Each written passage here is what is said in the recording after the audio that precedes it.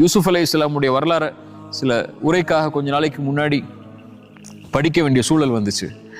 அந்த வரலாறு கொஞ்சம் திருப்பி பாருங்களேன். அவங்க வாழ்க்கையில பட்ட எல்லா கஷ்டங்களும் இல்லையா, அவங்க சகோதரர்களால தான் என்ன செய்யப்பட்டாங்க, கிணத்துல தூக்கி வீசப்பட்டாங்க. அவங்க சகோதரர்களால தான் ஒரு அற்ப கிரியத்துக்கு விலை பேசப்பட்டாங்க. சகோதரர்களால தான் வாணிப குழுவோடு அனுப்பப்பட்டு அவங்க ஒரு சந்தையில விலை பேசப்பட்டாங்க. அவங்களோட சகோதரர்களால தான் சந்தையில விலை பேசப்பட்டவங்க அரசவைக்குள்ள போனாங்க. அரசவைக்குள்ள போனதுக்கு அப்புறம் அந்த பெண்ணுடைய சூழ்ச்சி ஏற்படுது, சிறைச்சாலைக்கு வர்றாங்க. பல ஆண்டுகள் சிறைச்சாலை.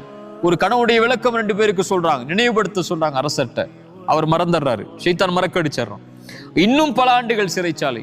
அதற்கு பிறகு அரசனுடைய கனவுக்கு விளக்கத்தை சொல்லி மக்களிடத்துல கண்ணியத்தை பெற்று மறுபடியும் அரசவைக்கு வர்றாங்க. அத்துணை ஆண்டுகள் தந்தையை அவங்க பிரிஞ்சுட்டாங்க, அத்துணை ஆண்டுகள் உறவுகளை பிரிஞ்சுட்டாங்க. எல்லா